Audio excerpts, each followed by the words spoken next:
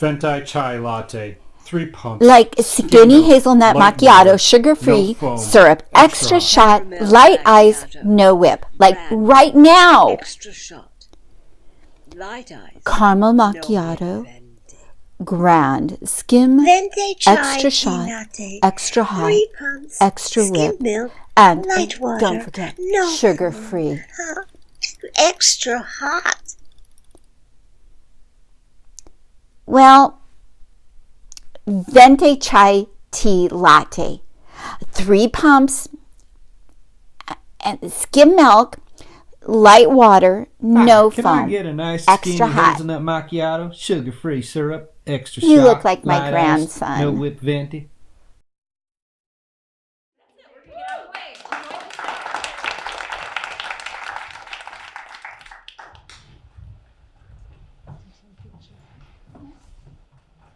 I like my coffee lukewarm. Too hot, I burn my mouth. Too cold, it makes my teeth hurt. Large coffee, please. Venti what? Large, you know, small, medium, large. Yeah, the big one. Room? No cream, no sugar, just coffee. I'm too white, too sweet already. Thank you.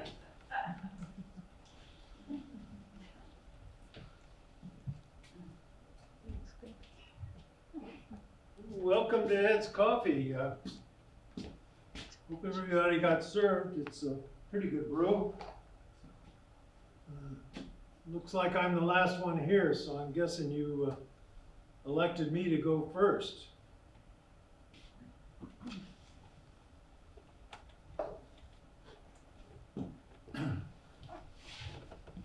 Well, I babysat the kids last night, grandkids last night.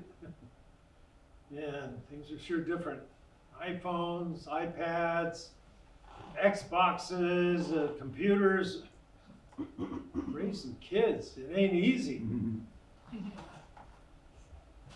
Yeah. Things have changed a lot since my dad was born. When he was born in a home, early in the morning. His mom was expected to have dinner on the table for 50 farmhands that afternoon. When I was born, he dropped my mom off at the local hospital for 3 days and went back to binding corn, whatever binding corn is. When it was my turn, they locked me in a room with 5 or 6 other guys, each smoking 2 packs of cigarettes an hour. And I watched as they wheeled my wife off down the hall to deliver. When my grandsons were born, their dad was right in there beside his wife, huffing and puffing right alongside her. Yeah, getting back to what I know. Doctors ain't much good. They either tell you what you already know, or they tell you something you really don't want to know. My wife Vicki was very much a by the book kind of person. First thing she did when she found herself pregnant, I never got that found herself pregnant. Either you are or you aren't. Either you're trying or you're not. But that's how she passed it off to me and her girlfriends. She found herself pregnant. First thing she did is went out and bought Dr. Spock's book. No, not that Spock. The real Dr. Spock. I've been doing some downsizing, and because that's what guys my age do, we downsize. And I came across her copy of Dr. Spock's book, Baby and Childcare. Maybe some of you were raised under his tutelage. I think I finally figured out her secret for coping with those boys. Maybe if she'd have shared her secret with me, I might have been a little more willing participant.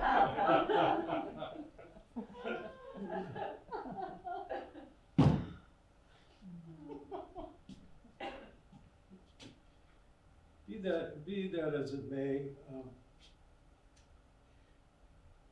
she was always coming up with rules for the boys. Book learning is okay, but you really don't know anything until you had to make a payroll on Friday night. One afternoon, she got a little impatient. I think it was one of those days where she'd done one too many loads of laundry diapers. You know, those square pieces of cloth that you wrap around the kid and hook them on with safety pins. At any rate, and then you got to do 4 or 5 loads of those a week. Anyway, she grabbed Stephen, our younger son, by the arm. He was about 2.5 or 3 at the time.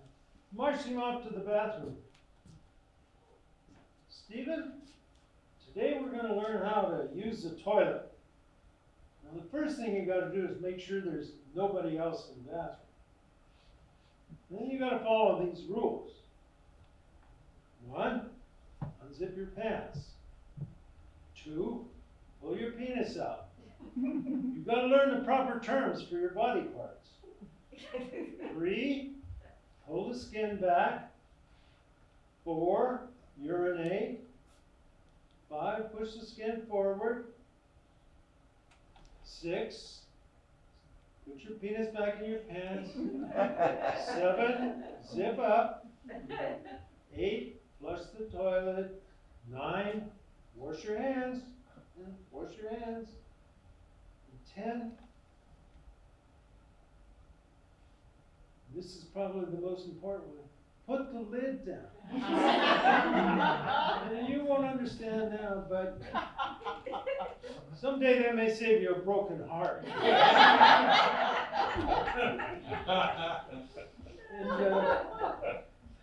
you're going to remember to figure this out before it's an emergency.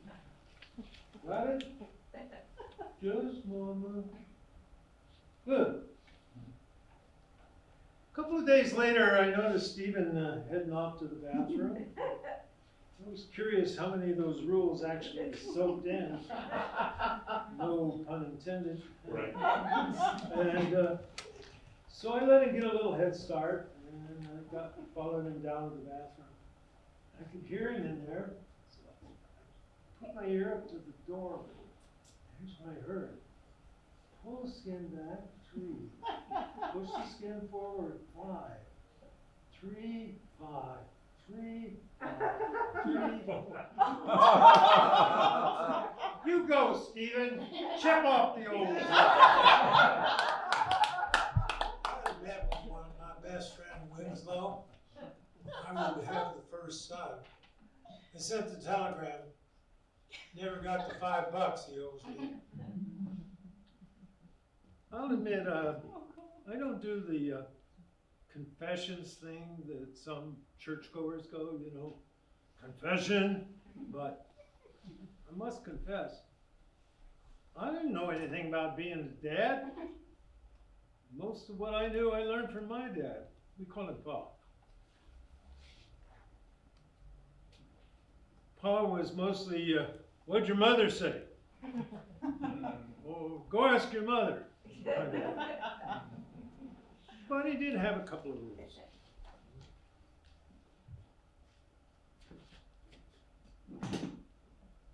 My first rule is you must wear a shirt whenever you're at the table.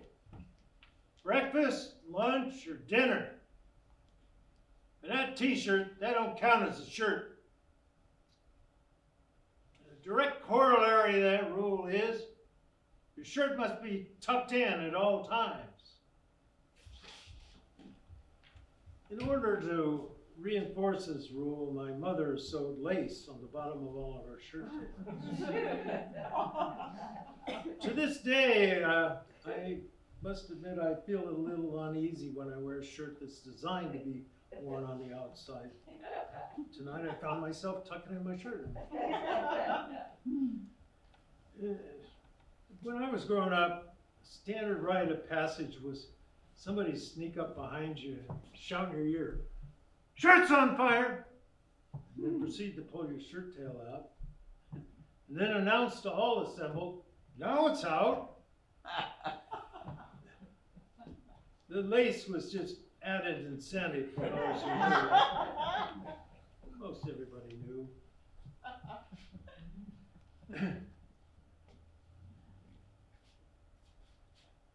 Pa's second rule: you must wear a shirt when you're working in the fields. I don't want any crying kids about you're too sunburned to be able to work. I grew up on a small farm in Northern California, and I guess my rebel with the cause came out, and I redesigned my shirts.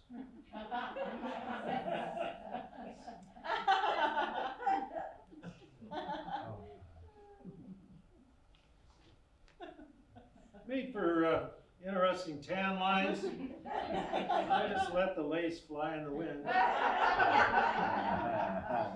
The thing about downsizing, it's a lot like dumpster diving. Don't ask. You never know what you're going to find. I guess Lady, my mom, Lady hung on to one of those shirts. Pa went sauntering up to her one afternoon and said, "Lady, have you seen what your son is wearing now?" "Yeah, Pa, I told you he'd be wearing that shirt. He'd find a way around your silly shirt tail rule." Lead, follow, or get the hell out of the way. When my sons were about 5 and 8, I had to ask the imperial question: "Is there any hope?" Vicki and I were having some real problems with some of their behavior issues. Like not being ready when it was time to go. So we bought them each an alarm clock, and the third or fourth time we took them to school in their pajamas, I think they learned that lesson.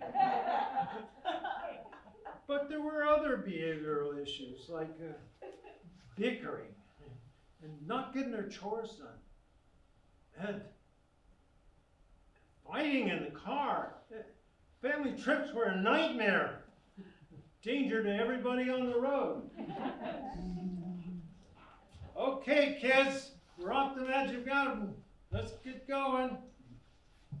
Yeah, I can see you guys are so excited. It's going to be a great family day.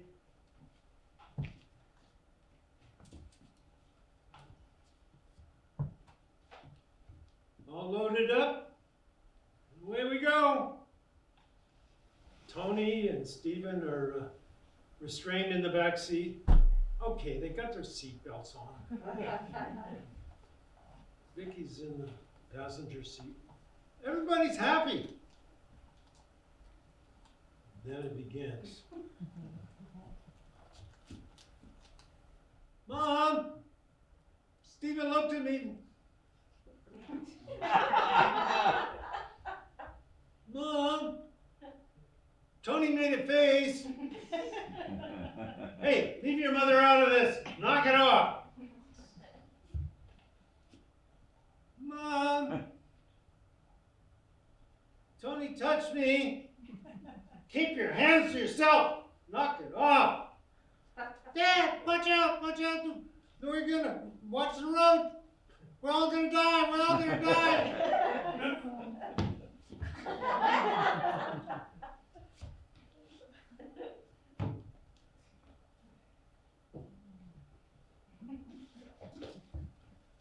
That's the way too many family trips went. Somebody suggested that we might want to take a class from the local county mental health unit called Parent Effectiveness Training. Another one of those things from the downsizing. The way parent effectiveness training works is in the car and off on a trip. When the war begins, I don't say anything. As the battle escalates, I don't get angry. I don't say anything. The fighting and the teasing and whatever it gets going. I get to the breaking point, I find a safe place, and I pull over, and I wait. I don't say anything. I don't yell at anybody. I just wait. It's deathly quiet. Did somebody die? Finally, it's quiet. Get back on the road. Okay. Away we go. Of course, the second I'm back in traffic, one brother touches the other, and we're off to Battlestar Galactica again. It's never anybody's fault. I don't say anything. I don't get angry. I just find a safe place and pull over. And I wait. Boys start to wonder what's going on. I don't yell at anybody. Just wait. Quiets down a little faster this time, a little sooner this time. Finally, it's all quiet. I start the car. I get back on the road. Magic Mountain. Okay, kids. You too, Dad. Let's play a game. Let's look for different license plates. First one to find the Washington, D.C. tag gets a prize. I've got this big bag of M&Ms for the winner. Oregon, do I get a prize for being first? This game is stupid. That truck's got like 10 license plates on it, but they're all too small to see. Mom, Tony touched me.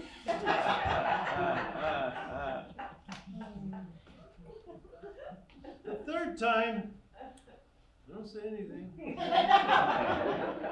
Just go to the next off ramp. Go to the bottom of the ramp. Stop sign. Go under the freeway. Get back on the freeway, headed for home. It's logical consequences.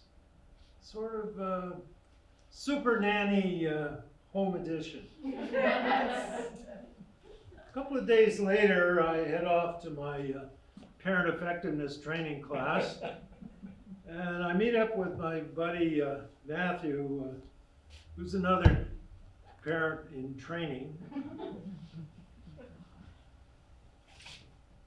Glad to see he was here first. Hey Matthew, how's it going? Okay, I guess. No, I don't think this stuff is ever going to work with my kids. They're as crazy as ever. I've had 3 weeks of this parent effectiveness training. What do you think?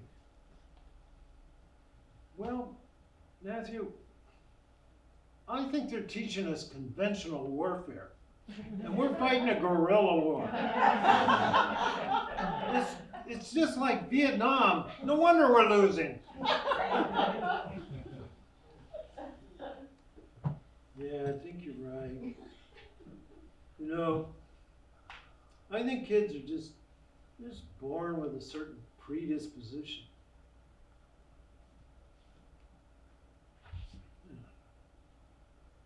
You know, Matthew, I think you got the right idea. my older son was born, first thing he did, piss on the doctor. And that's pretty much how he goes through life. Piss on him. My younger son, Tony, he popped out, winked at a nurse, grabbed a boob and said, "Oh, that's pretty nice. Got another one of those?"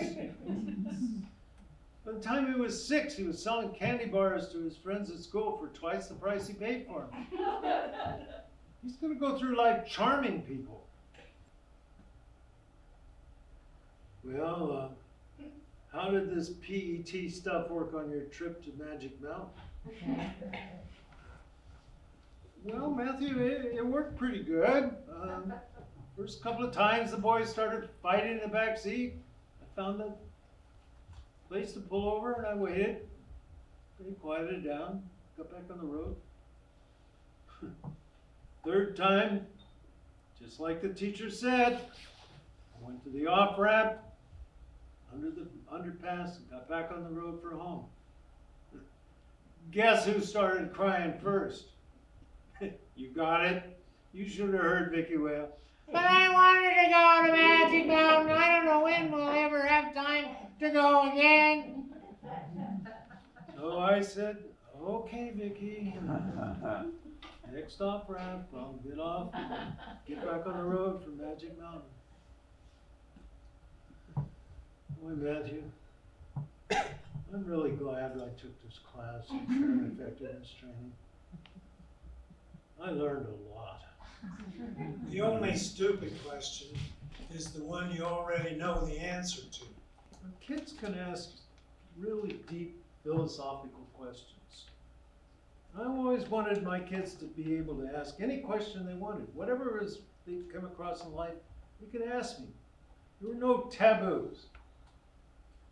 So one night as I was putting Tony to bed, he said, "Dad, why do dogs sniff each other's assholes?"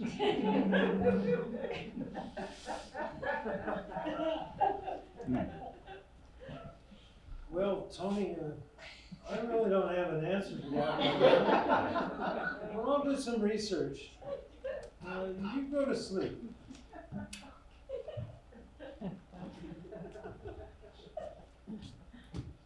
I really didn't have an answer. I was a little taken aback. Okay, I was shocked at his knowledge of words in the English language at such a young age. But it was an honest question. He'd observed something. He was wanting to know what the answer was. It was long before we had smartphones, and computers, and Wikipedia. No Wikipedia in our house. And Siri? Hey Siri! Why do dogs sniff each other's assholes? Well, Siri has determined that. Yeah, right. I thought about it. I fretted, and I stewed, and I wondered. And then one night it came to me in a dream. This is what I told Tony. Tony, remember the other night you asked me about sniffing habits of dogs? Well, I did some research, and I found some answers. Scooch over a little so I can tell you.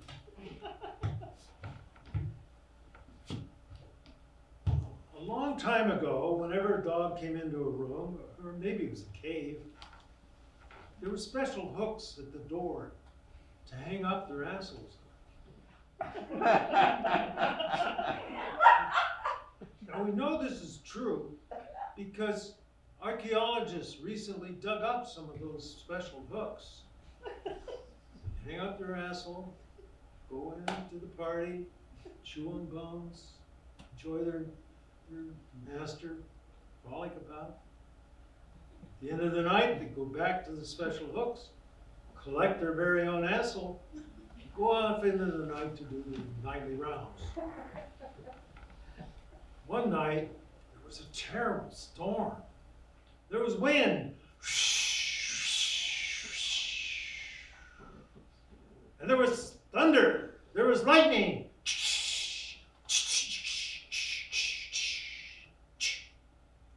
There was thunder. There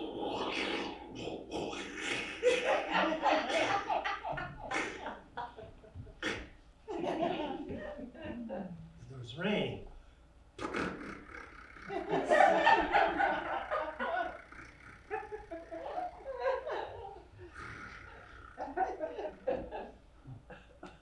Everybody was having a good time, frolicking about. Suddenly, the roof caved in, and the rain came pouring in. Everybody ran to find cover.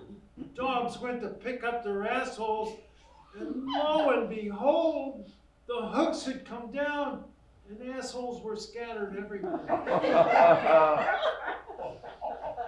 Poor bewildered dogs just grabbed the closest asshole they could find, ran out into the night to seek cover. From that day forward, dogs have been looking for their very own asshole.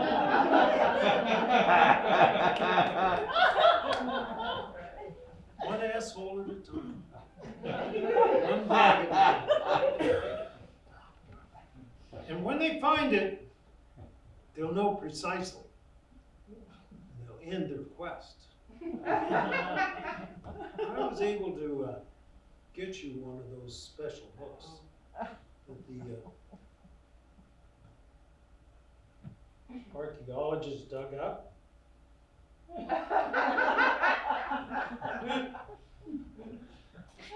Just for you. Gee, thanks, Dad. I didn't realize it was quite so complicated.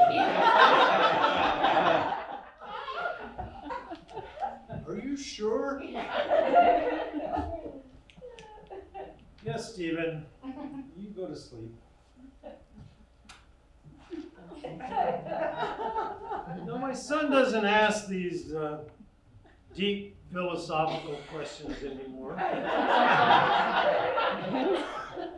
He has sons of his own, and I'm sure they have questions of their own. I cut it off twice, and it's still too short. Hey, Mr. Expert Dad, Joe here. Shouldn't you be calling your little story here, raising boys it ain't easy? I mean, that's all I ever hear you talk about is your sons. Thanks, Joe. Why do you always have to heckle whoever's up for the evening? It's true, my experiences with boys. As far as my family goes, Pa had 4 brothers. Lady had 8 brothers. I had 2 brothers. I had 2 sons and 2 grandsons, and as of 2 months ago, great-grandson. But you're not the first guy to ask that question. I thought about it a lot.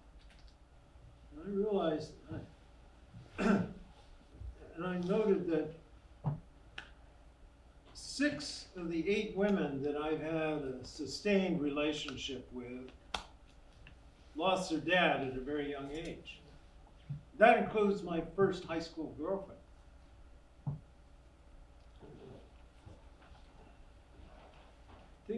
Thinking about it, I realized that there's a common theme that permeates these relationships. A while back, I wrote a poem that kind of summarizes my experience with this one. I think we got time for a little poetry here. Daddy, I love you. At age 5, when her daddy would come home from work, she'd wait for him to call her name. One of those boy names, Tony or Chris or Charlie. She was supposed to have been a boy. She waited. His brain filled the door jamb. She waited while he showered after a long day in Iowa fields. In fresh khakis and undershirt, he'd fill the basin with hot water. She would perch on top of the toilet to listen, watch, anticipate his word. High up in the medicine cabinet was an ancient brush with yellow bone handle, soft yet stiff bristles. Cradled in the soap dish was ivory soap with big swirling motion. Lather with foam, applied a face with ancient brush. The razor opened like a clamshell to receive sharp blades. Closed with a twist of the wrist. She was not allowed to touch. Sound of sharp blades on skin cutting whiskers. Shrap, shrap, shrap. There was a rhythm to his motion. Rinse the blades in rapidly cooling water. Shrap, shrap, shrap. Smell, ivory soap, daddy. The sound of sharp blades. Shrap, shrap, shrap. Steam on mirror and windows. Firmly fixed in her memory. She hung on every word, hoping to hear, "I love you." Words that never came. She was supposed to be a boy. One day, the sheriff came to school. There'd been an accident. Never again did she perch on top of the toilet to listen. Sounds of daily ritual.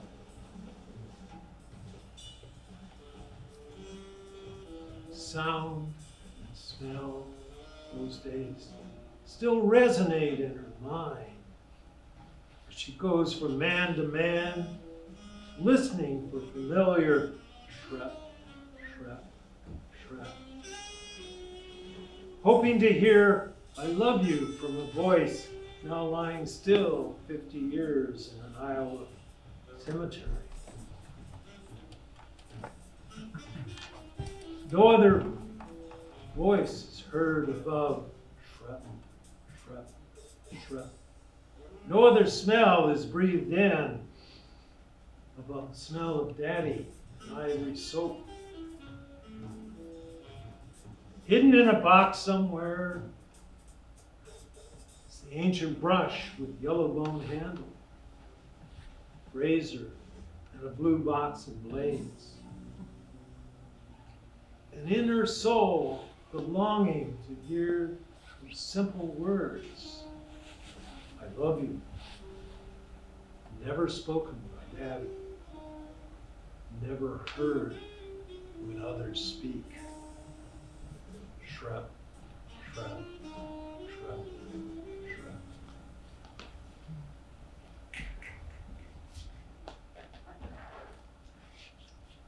I think it's fair to say that girls need dads too.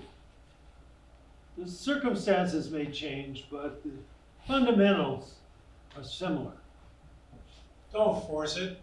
Get a bigger hammer. Charlie here. I've got to get me some more of that coffee. But first, you make it all sound so easy. Didn't you ever get any resistance from those guys? Boy, did I ever, Charlie. But it sounds like you're projecting, asking for a little help with your own kids. When Stephen was about 13, I noticed a lot more girls coming around. And I figured I better get cracking with my teenager education stuff. So I arranged to pick him up after school one afternoon. We were driving along, talking side by side. I always found that side-by-side conversations always went a lot farther than those sit across the table, look me in the eye, I want to see your soul. Talking about school and sports and stuff. And it got quiet, and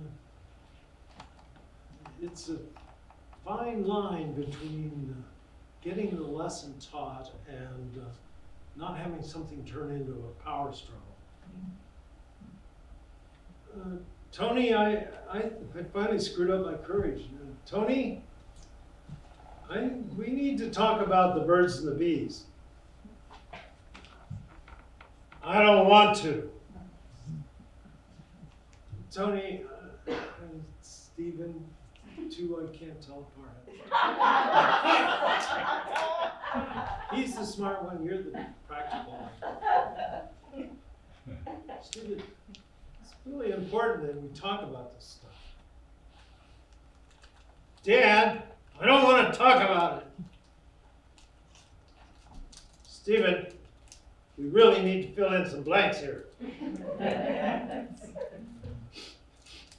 Dad, I don't want to talk about it. Please don't tell me.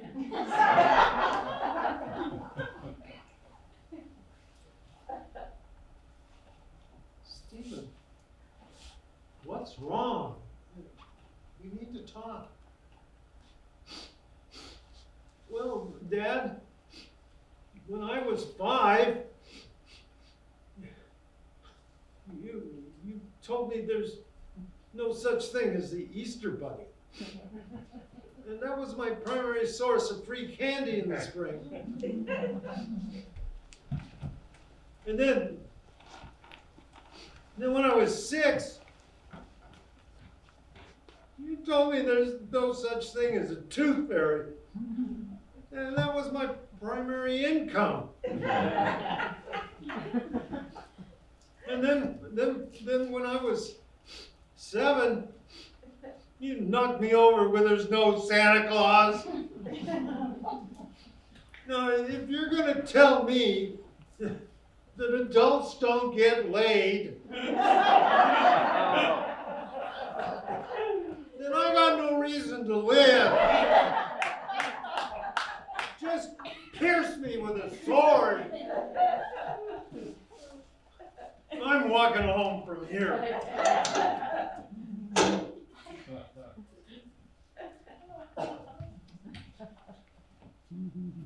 His mother met him with hot cocoa and fresh made cookies. And I think sometimes it's best that kids just learn stuff on their own. It was a long, quiet ride home for me. Even though you burned down a county bridge, I backed you all the way. My sons grew up on a small ranchette in Northern California. 3 acres of lush wild grass, green in the winter and spring, are beautiful. Towards the 4th of July, the foliage turns brown. It's a contrast of the brown grass with the gentle breeze from the San Francisco Bay gives a light dance to the brown foliage. It's brown contrast with the red sky as the sun sets in the west. Gentle dancing of the grasses give you that feeling you get when you sing that song, Amber Waves of Grain. You know that song that a lot of people think is the national anthem. The Sierra Nevada in the east often turn purple. It's a beautiful time of day in the Sacramento Delta. around the 7th or 8th grade, Tony, he's the brainiac of the bunch, he came enchanted with model rockets, home built. For the uninitiated, these are cardboard tubes with fins, and sometimes stand 4 or 5 feet tall. They may have a camera attached and a compartment for gerbils or mice, and a parachute to bring the rocket and its payload safely back to Earth.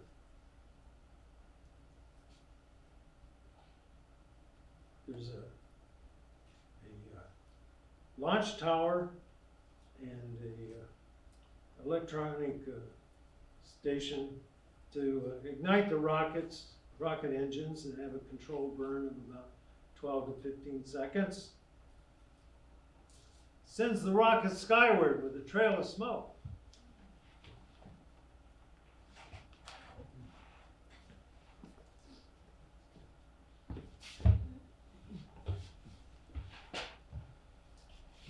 So, Dad, we can launch these rockets as soon as we get them built, right?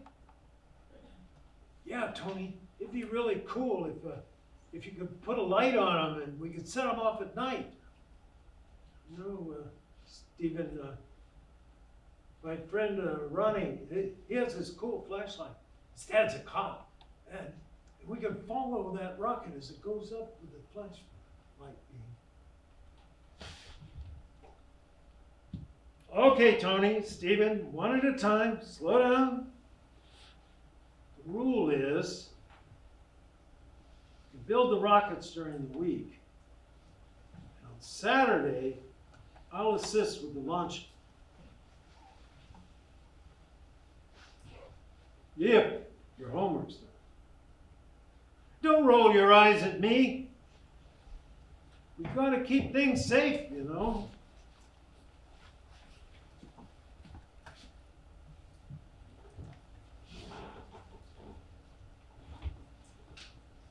More of those darn rules the parents come up with.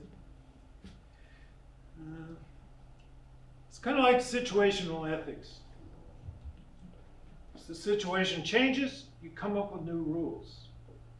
That rule worked pretty well in the beginning, but as Tony and his pals became more sophisticated and creative with their rocket building, the wait between building and launching became less tolerable. As some of his friends joined in, there was some mischief around the launch sequence. 10, 9, 8, 6, 1, liftoff.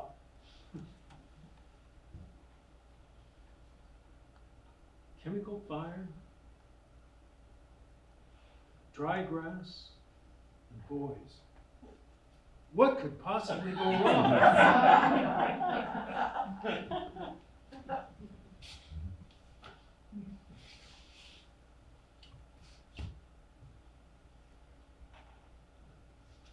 Dad, it's so neat. My geometry class is finally making sense, and watch as anticipation as the rocket lifts off. It's 10 to 12 second ascent into an almost perfect parabola towards the trajectory towards the back fence. Sometimes we set off 6 or 8 rockets before anyone's allowed downrange. Then there's the anticipation of parachute opening, the rocket and its payload coming down safely.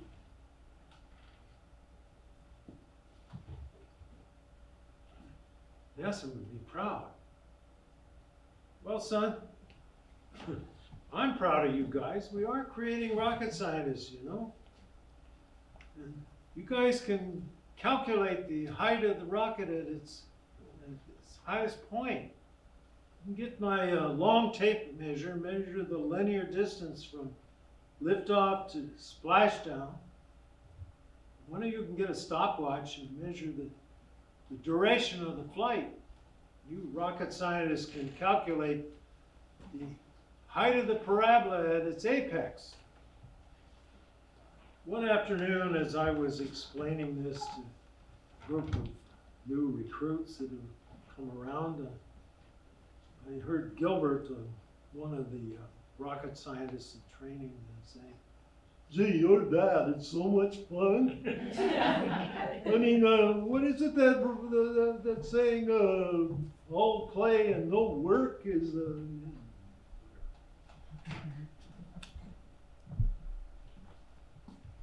Long in midsummer, I was working in San Francisco, and I got home one evening, just around dark, joined the family for dinner, and the boys met me at the car, kind of herded me into dinner.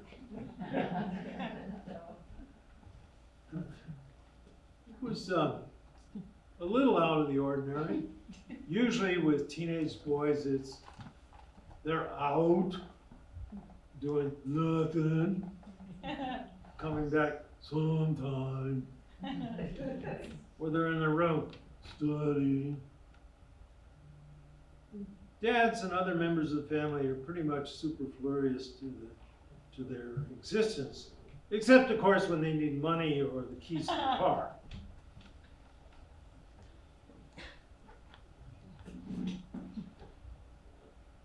There was some shuffling and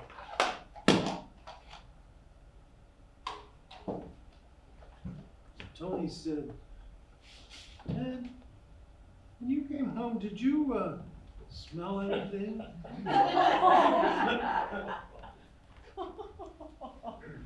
"No, Tony, not that I'm aware of." "Oh? Hello?"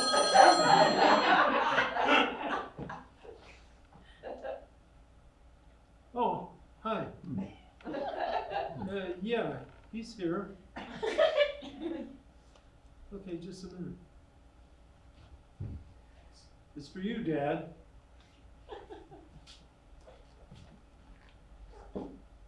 "Tony, who is it?" "It's Cass, the neighbor." "Hi, Cass."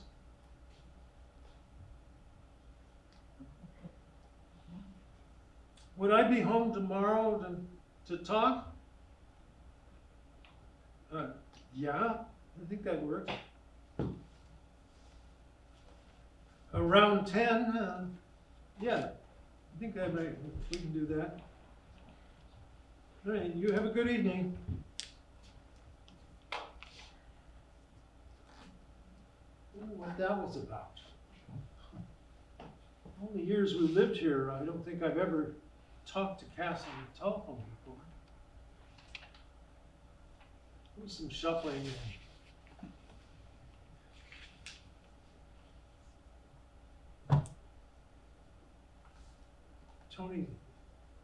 Tony said, "Dad, I think we should go outside. Grab the flashlight."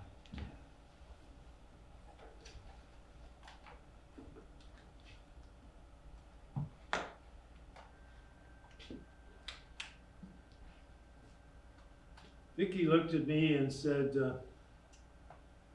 just gave me that look of, be prepared for what's coming, but promise me nobody's gonna die. You lean on the flashlight, you see a little patch of burned grass around the pump and some new wiring. Did the switch on the pump burn out and cause a little fire? In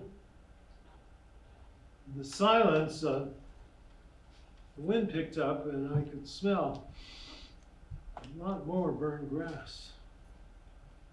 I looked at the old shed and the siding boards around the base were kind of singed. And looking out on the field, as far as the flashlight beam would go, was nothing but blackened grass. I looked over the fence past this lumber pile. of what had been Kazakhstan. Nothing but ashes. Stephen? Tony? I think I know the reason for Cass's phone call. Yeah, Dad. I grabbed the hose as quick as I could, but when the electricity went off and the pump quit and we didn't have any water, I abandoned it. Fire chief gave the order to evacuate. It was the best strategy.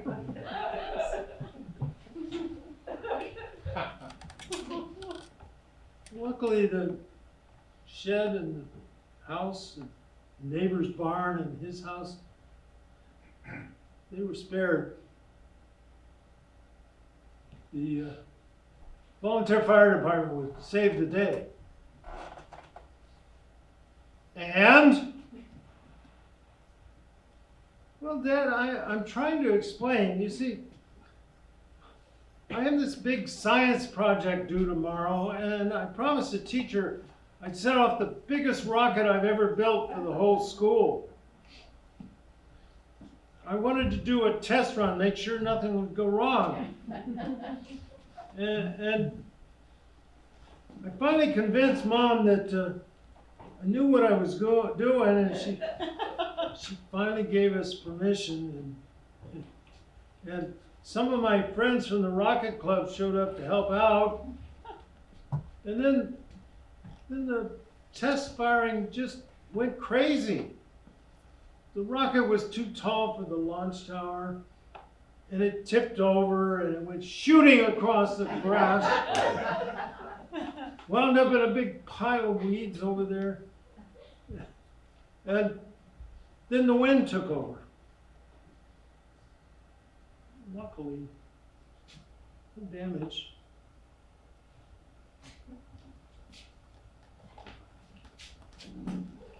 Began to think about my trip home from San Francisco that afternoon with a little bit of guilt. I remember trying to tune in the radio, trying to get the weather report.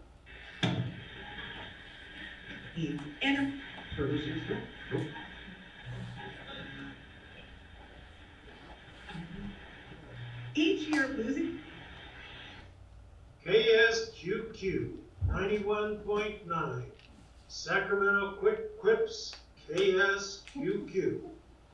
And now, a public service announcement from Fire Chief Bronson. The volunteer fire department would like to remind residents to disc up dry grasses and mow close to barns and houses. The fire danger will be an encompassing thread of conversation all summer until the rains come in November. Thank you for your attention. Let's all have a safe summer.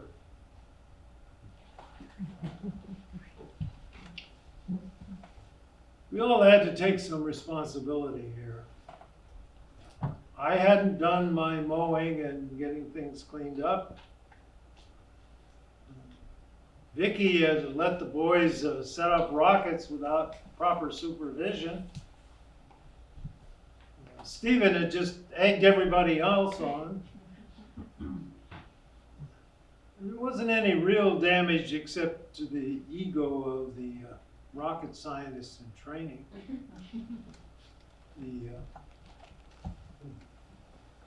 My insurance agent sued the blustering neighbor, and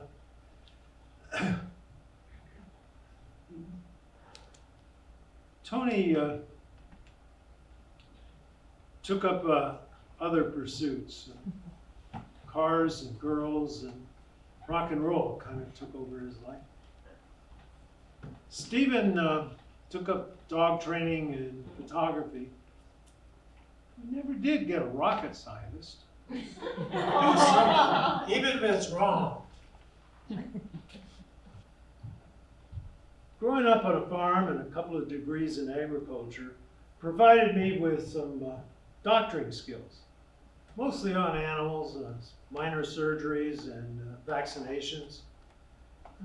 Add to that first aid training as an Eagle Scout and Peace Corps volunteer prior to serving my country in Borneo, and along with my ability to remain calm, Dr. Dad was more. As any dad will tell you, you need all the help you can get. And I was blessed with two relatively healthy sons. So, for the most part, my doctoring skills were relegated to removing splinters and swabbing stubbed toes and skinned knees. And using the advice I learned from my dad to reassure all concerned, it'll be all right when it quits hurting. When the boys were about 10 and 13, we decided it's time to build a new barn. So I invited a variety of my friends over for chili and barn raising day.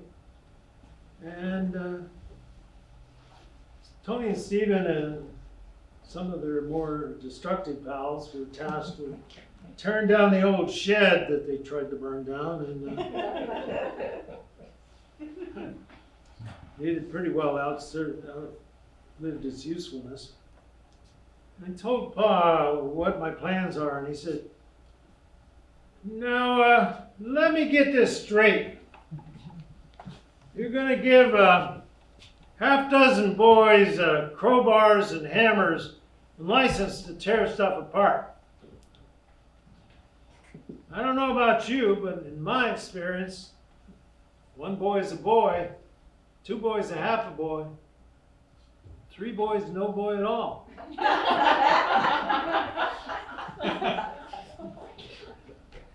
You know, Pa, I've probably heard you say that 100 times growing up. I never quite got what you meant. Well, son, you remember when I taught you how to operate the riding lawnmower? Oh yeah, Dad, that was cool. You even upped my allowance to 35 cents. And how'd that go? Well, it was great. And then what? And then, you mean when Stephen and I hooked his wagon on the back of the lawnmower and he was pulling around, and we got about halfway done, and the drive belt broke. We had to wait till you could get a new belt. And what happened when your buddy Charlie from down the road showed up? Oh, he was really cool. He taught us to wet down the driveway and we could skid the lawnmower. It was lots of fun until we turned it on its side and set fire to it. And how much lawn got mowed that day? Well, none. The tires were flat and I had to wait for you to fix it all up again. So is there any lesson here? Well, it seems to me that one boy got the lawn mowed, two boys got it halfway mowed, three boys didn't get any progress at all. A few hours later, while the rest of us were building the barn, I looked up and I could see that the boys had repurposed those splintered tuba sixes into lightsabers or Prince Valiant jousting sticks. Save for a couple of ponies and a requisite damsel in distress, it was quite a tournament. The shed had come down, and guess the boys had gotten bored. Chili to the rescue. It's amazing how fast you can distract teenage boys from their more destructive pursuit with a little bit of food.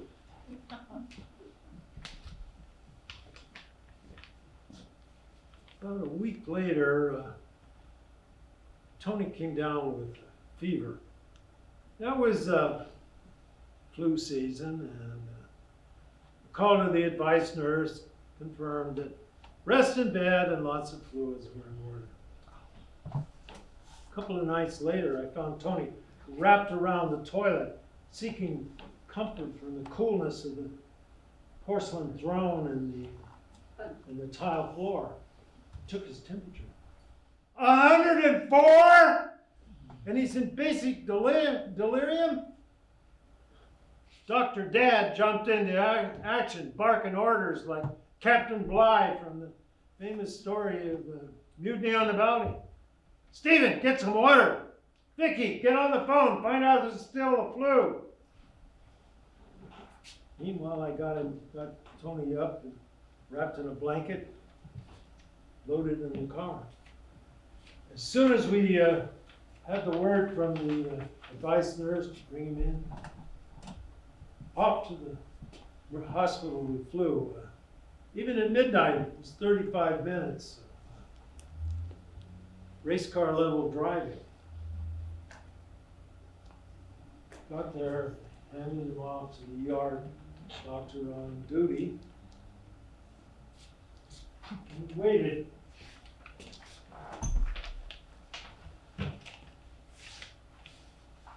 Finally, Dr. Singh came out to explain what was going on. Your son has contracted and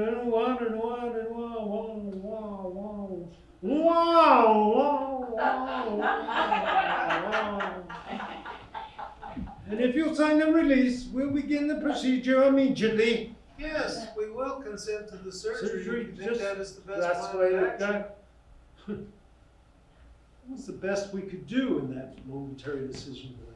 You know, we kind of spoke in unison. It was all hospital mumbo jumbo and pretty much a blur. It wasn't until several hours later when Nurse Joshua came out to explain what was going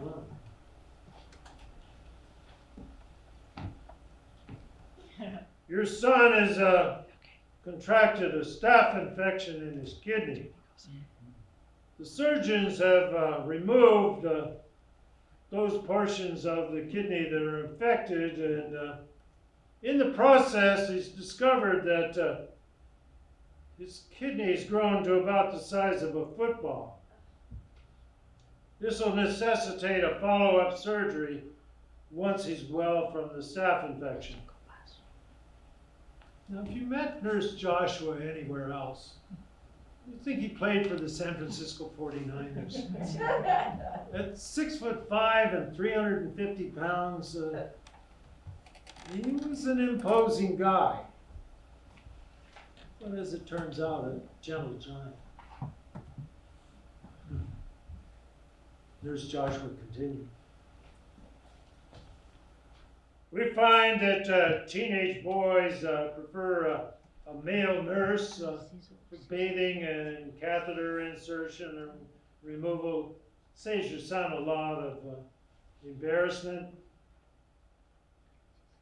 The surgery left him with a drain in his side, and he'll be on high-powered antibiotics. And 2 other nurses and I will be with him 24 hours a day until he's better.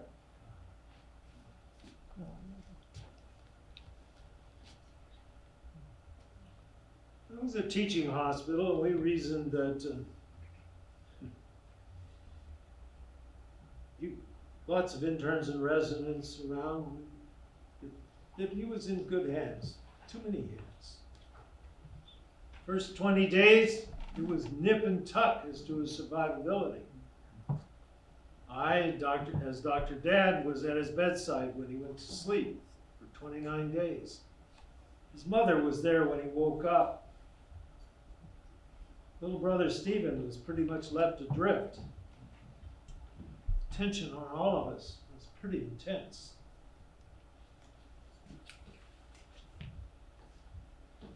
Like I said, Nurse Joshua said there were possibly too many hands. One night I realized that Tony was feeling a little better. When we went down to see him, walked in, he said, "Dad, if one more doctor sticks his finger up my ass, I'm gonna kick him."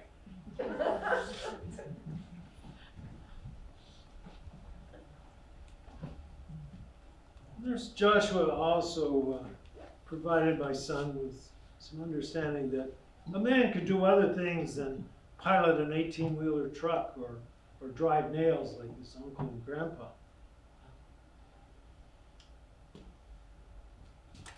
One evening, as I was passing Nurse Joshua's station, he said, "Mr. A, I think Tony's on the mend." Went down to his, check out the ceiling. Went down to his room, and I looked at the ceiling above his bed, and there were about 50 paper straw cases. Now, after a surgery, they always are worried about buildup of fluids in the lungs. And they gave him one of these plastic thingies with a tube and a ball and made him blow on it. But he found an alternative. I said, "Dad, watch. One of the other kids down the hall taught me this. If I wet the end of the wrapper and I blow it up hard enough, most of the time it'll stick. The harder I puff, the further it goes."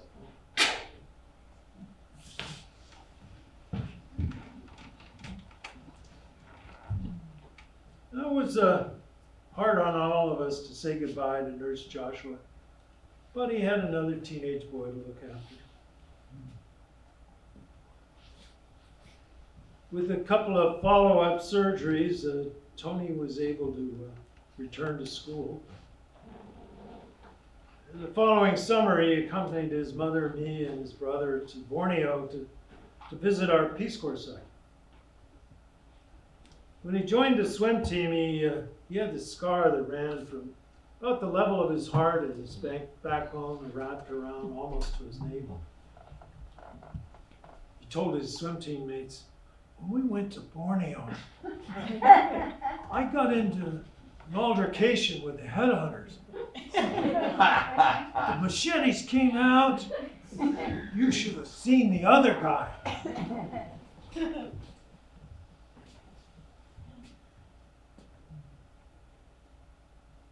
Highly trained surgeon, I'm not.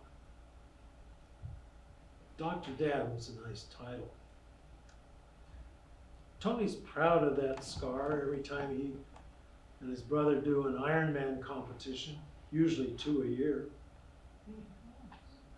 I'm proud of my sons, and I'm proud of myself.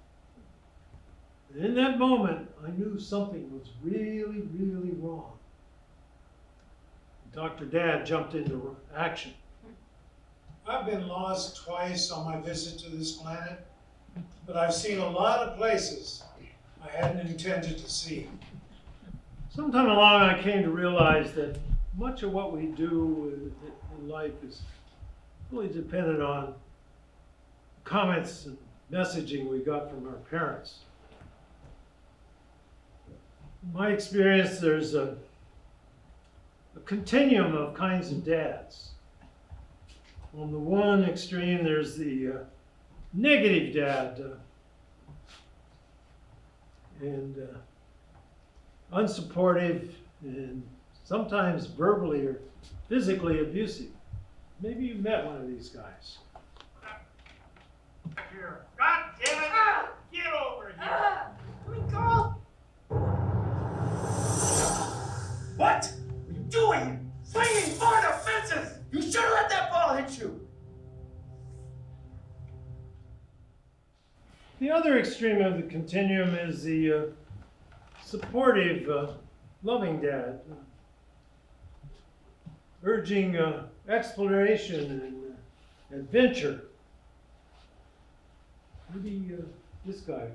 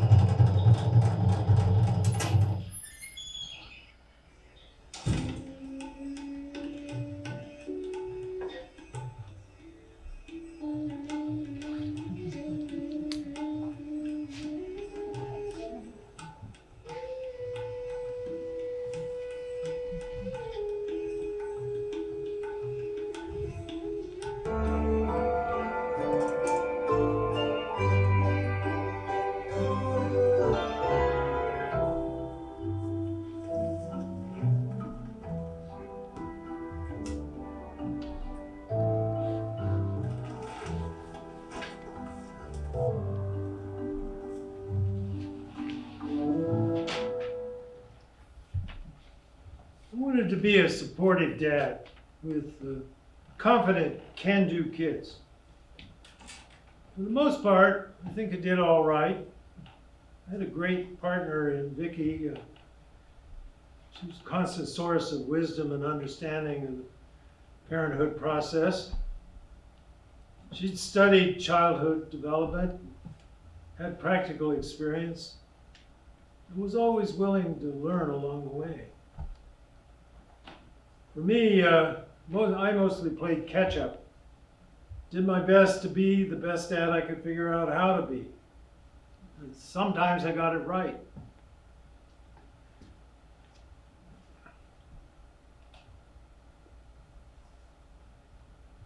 Even though after the boys left the nest, Vicky decided she needed to fly the coop too, I'll always be grateful that she was the mother of my children.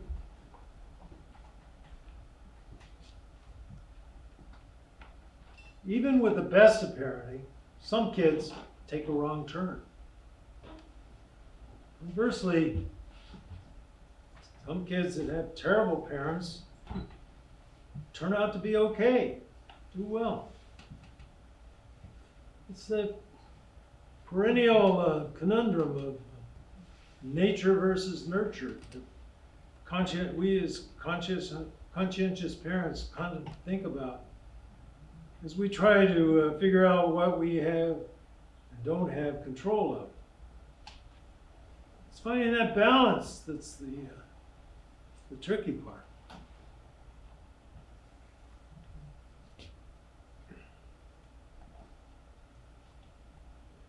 All in all, I think it's best that kids learn on their own with a little bit of help from their dad. Gives them confidence and reassurance that they can survive it. It was a lot simpler before we had the false idols of smartphones and social media. I think I could probably come up with some rules around that. All in all, we all survived quite well. Being a dad is really a tough task. And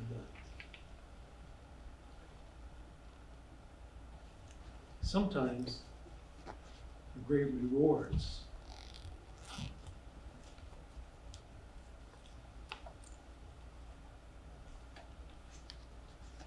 For the most part, here we are.